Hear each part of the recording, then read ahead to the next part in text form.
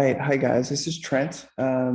So let's just jump right in. So I'm going to share you my tool, and then I'm going to jump back and forth between my lesson plan as well. I don't know if you guys will be able to see me jumping back and forth, but I will. All right, so to start with the standard, it's a Missouri Learning Standard. I'll skip just for the sake of brevity the identifiers, but the content of it is evaluate the impact of the United States participation in World War II and the resulting new role in the post-war world home and abroad. Okay, so this is a huge standard that I'm most likely going to have to stretch over several weeks. And this lesson plan I have now is going to be the first lesson in this standard, and we just before covered the United States initial entry into World War II, and that had a lot to do, actually pretty much entirely to do with our relationship with Japan. So with this standard, I'm going to start with that kind of first part, evaluate the impact of the United States participation in World War II.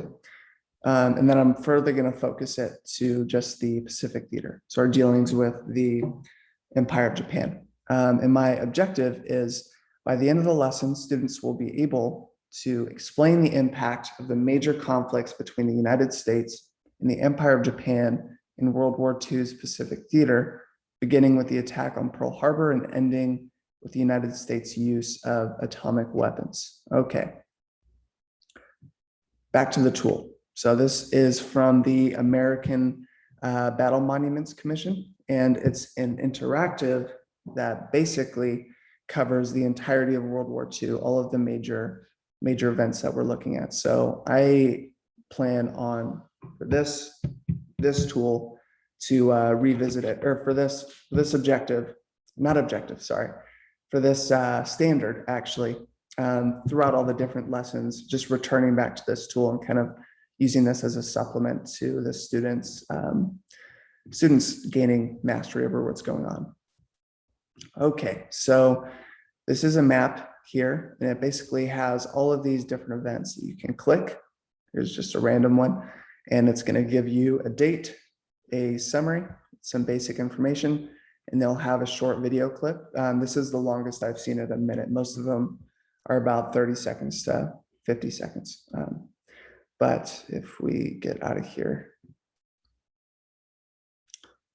All right, so you can go by time, kind of on the map, and you can also see it as a chart to where it's just a timeline, and you get kind of like this pure listing of events. And both of these things are going to be really helpful.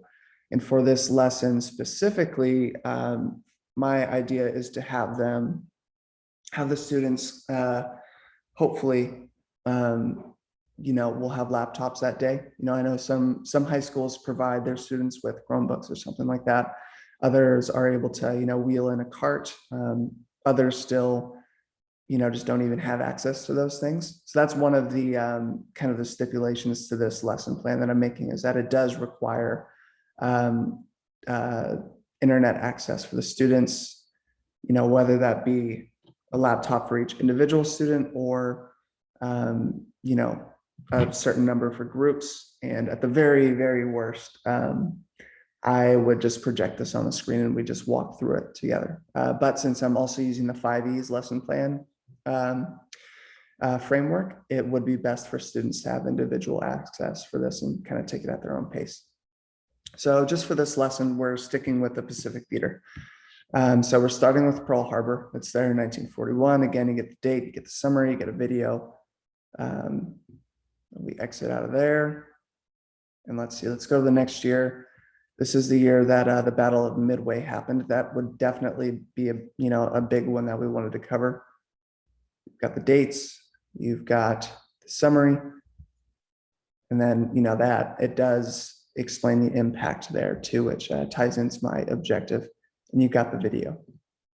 So this works really well for several reasons. One, it's kind of a multimedia tool.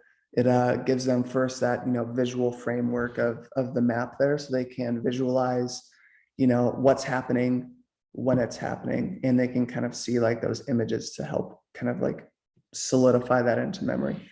Also, you know, you have the videos, which is very helpful. It might stretch time a little bit, so it is going to take a little bit of work to kind of restrain the students and make sure that, you know, they're not watching every single video, and also keeping them kind of on topic within the Pacific Theater. And so this, let me just flip back to my objective.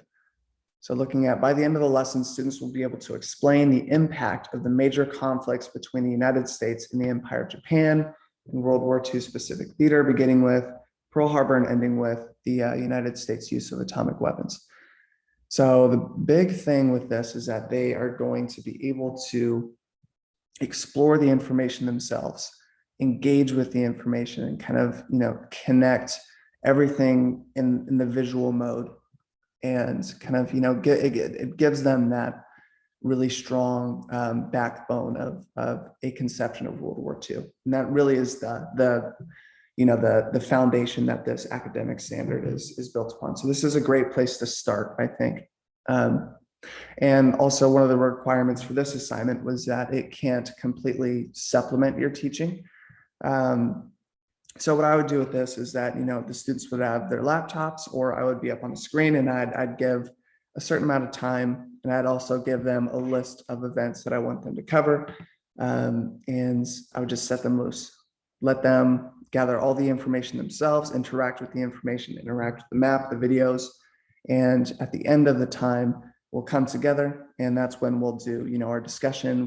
I might pull up a few more videos, throw a few primary sources at them, and then finish the lesson up with a formative. So thank you guys.